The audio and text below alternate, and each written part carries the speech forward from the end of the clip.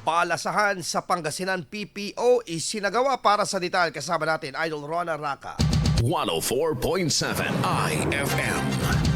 Report! Nagsagawa ng balasahan sa kapulisan si Pangasinan Police Provincial Office Provincial Director Police Colonel Rollifer Capocchian. Sa panayam nito sa IFM News Higupan, 3 Chief of Police sa lalawigan ang napabilang sa balasahan sa pagkukonsidera ng mga natukoy na rason sa mga ito. Mismong si Capocchian ang nanguna sa command ceremony ng mga COP na mula sa mga bayan ng Bayambang, Mangaldan at Orbistondo. Kanina, nagkaroon ako ng ceremonial turnover ng Chief Police ng Bayambang, Mangaldan at saka Orbistondo. So, yung sa Orbistondo kasi natapos na yung tour of duty niya, magre-retire na siya. Dito naman sa Bayambang, ganoon din yung sa Bayambang naman, may mga factors kailangan siyang alisin doon. Tapos, ganoon din sa Mangaldan. Kasi yung Mangaldan, kailangan niyang umakyat sa another level ng position sa regional headquarters.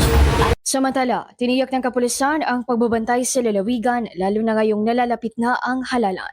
Mula rito sa IFM Higupan, ito sa Idol Rona Raka, Tatak, IFM. IFM News. IFM News. IFM News.